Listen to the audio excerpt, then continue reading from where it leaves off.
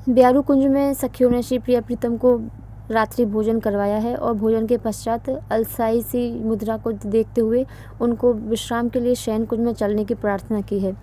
ब्यारू कुंज से निकलकर मुख्य मार्ग पर सखियां श्री लाडली लाल को लाए हैं। गलवैया दिए हुए बहुत मंद मंद चाल से श्री प्रिया प्रीतम चल रहे हैं और साथ में सभी सखी मंडल विराजमान है। आगे चलते हुए जो मुख्य मार्ग है मुख्य रूप से वो मणियों से ही बना हुआ है।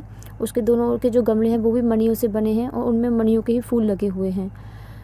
मुख्य मार्ग से आगे जाने पर बीच में चौराहा आता है। शयन कुंज और ब्यारू कुंज के मध्य का ये चौराहा है, जिसका दाहिनी ओर का मार्ग मोहन महल की ओर जा रहा है। बाईं ओर का मार्ग अष्टद्वारी महल से होता हुआ तुंग विद्या सखी की कुंज तक जा रहा है। सीधा मार्ग शयन कुंज को, और जो पीछे है जिस मार्ग से आ रहे हैं वह ब्यारू कुंज की ओर का मार्ग है। इसमें बीच में सुंदर फव्वारे लगे हुए हैं, चारों तरफ छोटे फव्वारे लगे हुए हैं। चारों तरफ जो नहर है उसमें भी ये चमकदार मणियों का जैसे चूर्ण मिला दिया गया है। इस तरह से पानी में से भी सुंदर प्रकाश निकल रहा है, उसमें खिलने वाले कमलों में से भी प्रकाश निकल रहा है। चौराहा पार करके मार्ग में आगे बढ़ते हैं। थोड़ा सा आगे जाने पर शयन कुंज का जो परिसर है वह प्रारंभ होता है। 5 सीढ़ियाँ चढ़कर शयन कुंज का परिसर प्रारंभ होता है। उसके मुख्य मार्ग में भी सुंदर मणियाँ जड़ी हुई हैं। शयन कुंज का मुख्य रूप से रंग फीका पीले रंग का है, जिसमें हल्का सा हम कह सकते हैं चीकू के से रंग से मिला हुआ पीला सा रंग है। इस तरह का शयन कुंज का रंग है।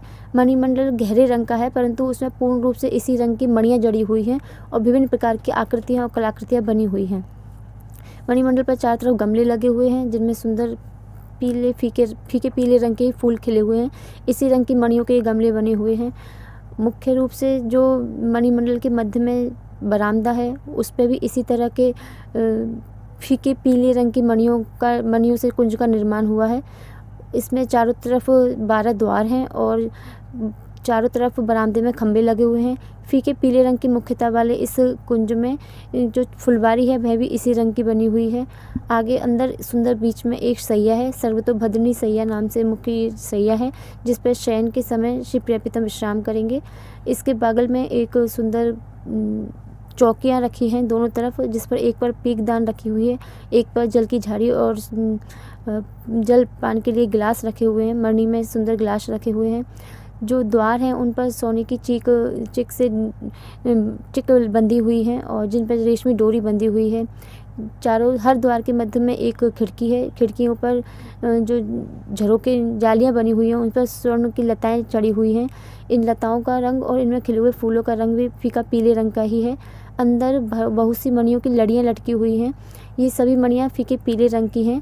अंदर का जो शयन कुंज के अंदर का जो वातावरण है वो ना ही तो ज़्यादा उजाले वाला है ना ही अंधेरे वाला है। वहाँ मणियों से जितना प्रकाश है बस वही प्रकाश है।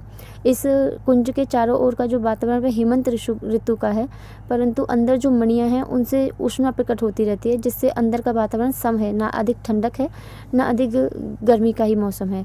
अंदर का वातावरण सम है।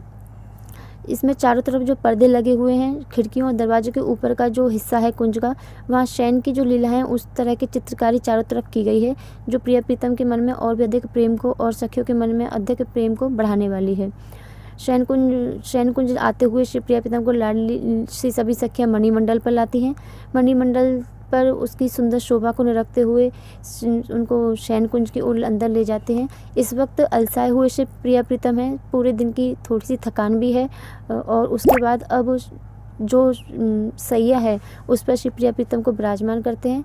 मुख्य रूप से सैया पचरंगी है और इस पर 9 रंग के अलग अलग धागों से बनाकर इसको गुथा गया है। बीच में सुनहरे फीके पीले रंग की ही इस पर सुंदर चादर बिछी हुई है। गोल और चौकोर तकिए रखे हुए हैं। इसी पर श्री लाडली लाल को सभी सखियाँ विराजमान करती हैं। आसपास सखियाँ विराजमान होती हैं। कुछ सखियाँ श्री प्रिया प्रीतम के चरण पलटने लगती हैं। कुछ जो थोड़ा भारी सा श्रृंगार है उसे थोड़ा सा बढ़ाने लगती हैं। कुछ लाल जी और प्रिया जी हल्का सा अर्ध लेटी हुई सी मुद्रा में वहाँ विराजमान होते हैं।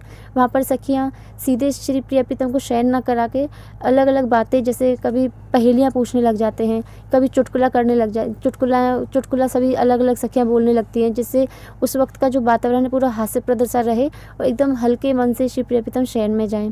इसी लीला के चलते श्री रंग देवी जो आकर श्री प्रिया जी के हाथ में एक फूल दे देती हैं पीछे से आके, और प्रिया जी उस फूल को श्री लाल जी को दिखाती हैं।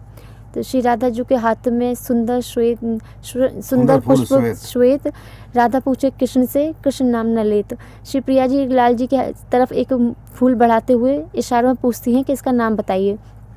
श्री लाल जी जानते हैं पुष्प का नाम क्या है, क्योंकि पहेली की उस वक्त वातावरण बना हुआ है, तो प्रिया जी ये पहेली पूछ रही हैं कि इस पुष्प का नाम बताइए। पर लाल जी जान गए हैं कि पुष्प का नाम क्या है, फिर भी वो प्रिया जी को नाम नहीं बता रहे हैं, क्योंकि पुष्प का नाम लेंगे तो उनको ऐसा लगता है कि सखियाँ बहुत मजाक बनाएंगी। अगर पुष्प का नाम नहीं लेंगे तो इस पहेली में वो हार जाएंगी, फिर भी सखियाँ मजाक बनाएंगी। तो इस वक्त ठाकुर जी ऐसी स्थिति में हैं कि अगर वो कुछ कहते हैं तो भी हारते हैं और ना कहते हैं तो भी हारते हैं। फिर सोचते हैं अगर हार के अगर मैं हारता हूँ फिर तो हार ही है, लेकिन अगर जीत के हारता हूँ फिर भी ज़्यादा बड़ी हार होगी। मतलब अगर वो पुष्प का नाम लेते हैं तो सखियाँ इतना मजाक बनाएंगी कि ना जाने कितने दिन तक सिर्फ इसी बात पर उनको छेड़ती रहेंगी, और कहीं भी किसी भी माहौल में उनकी बस कह सकते हैं कि हंसी ठिठोली कर देंगी किसी भी वक्त। तो ठाकुर जी नाम जानते हैं पर नाम नहीं ले पा रहे हैं। प्रिया जी बार बार पूछ रही हैं पर ठाकुर जी उस वक्त नाम नहीं ले रहे हैं, क्योंकि उनको पता है नाम लेना बहुत ही ज़्यादा कष्टप्रद, वैसे आंतरिक कष्टप्रद नहीं, मजाक हो जाएगा, उनकी बहुत ज़्यादा हंसी बन जाएगी उस जगह। तो लाल जी हाथ जोड़कर क्षमा प्रार्थना से करते हुए कहते हैं हमको नहीं आता है, आप ही बताइए। श्री प्रिया जी पुष्प को रंग देवी जी के हाथ में देती हैं और रंग देवी जी फिर उस पुष्प का नाम बताती हैं। पुष्प जो है, पुष्प एक बेल का पुष्प है जिसमें लंबा एक फल आता है। उस फल का नाम है तूमा। तो श्री प्रिया जी को लाल जी तूमा तो नहीं कह सकते, इसीलिए उन्होंने पुष्प का नाम नहीं बताया है। इस लीला को सखियाँ समझ गई हैं, श्री जी भी समझ गए हैं, ठाकुर जी भी समझ गए हैं, और श्री रंग देवी जी ने उस वक्त उस पुष्प का नाम बताया है और सभी बहुत ज़ोर से हंसने लग गए हैं। हंसते हंसते श्री प्रिया प्रीतम की आंखों में पहले ही अलसाए हुए से निंद्रा का आवेश देखकर सभी सखियाँ धीरे धीरे से कुंज से निकलने लगती हैं, और श्री प्रिया प्रीतम को आराम से उस सैया पर पौढ़ाकर चुपचाप अपने घुंघरुओं को, अपनी पायल को, अपनी करधनी की ध्वनि को एकदम शांत सा करते हुए धीरे धीरे सब बाहर आती हैं और चिक डाल देती हैं। झरोकों से सभी सुंदर छवि का दर्शन करती हैं और मणिमंडल पर आकर आपस में एक दूसरे के सौभाग्य का और प्रेम का और इस सुंदर छवि का वर्णन करते हुए आह्लादित होती हैं। आगे ब्याहुला की कुंज में जाकर ब्याहुला की सेवा करनी है। आगे उसके लिए जाने के लिए सभी सखियाँ वहाँ से धीरे धीरे निकलने लगती हैं। जय श्री राधे, जय श्री कृष्ण। ठाकुर जी को बिना दूध पिलाए सुला दिया। दूध ब्यारू में पिलाया था तो इसलिए। अच्छा, वहीं पिला दिया, जो ठीक है। शयन कुंज की सेवा, इसमें प्रतिदिन नए नए ढंग से प्रिया प्रीतम को विश्राम कराती हैं सखियाँ। जैसे अभी आपने सुना कि राधा जी के हाथ में सुंदर फूल सफ़ेद, राधा पूछे कृष्ण सो, कृष्ण नाम न लेत। ठाकुर जी जानते हैं इस फूल का नाम क्या है, आमने सामने है, सामने राधा ने, इधर ठाकुर जी। अब कैसे कह दें उसका नाम, ऐसे करके कैसे कह दिए नाम है, क्योंकि नाम क्या उसका, तू माँ। अब तू माँ कैसे कह दें कि तू माँ है, ऐसे कह तू माँ कैसे। और जो ही कहेंगे तू माँ तो समझ गए कि सखियों ने फूल क्यों पकड़ा है। तू माँ का फूल है, सफ़ेद रंग का होता है। तो ठाकुर जी नाम लें तब मजाक करेंगे मेरा, इसलिए हार ही जाओ, कोई बात नहीं। हारता तो मैं हर रोज हूँ, अभ्यास है मेरा हारने का। तो उसमें ज़्यादा बेइज्जती नहीं होगी, जीतने में ज़्यादा बेइज्जती। हाँ, इसमें ज़्यादा ठिठोली करेंगे सखियाँ।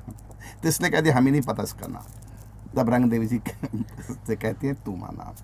तो ये तूमा का बेल होती है जिसमें एक फल लगता है और उसका बजाने का साज बनता है, उसका नाम ही एक तारा भी होता है, और उसको पंजाबी में तुम्बा कहते हैं, तुम्बा है ना जी। जबकि तुम्बा नाव का तूमा है, उसका नाम तुम्बा, तुम्बा बोलते, लेकिन बोलते हैं तुम्बा, तुम्बड़ी भी बोल देते हैं पंजाबी में।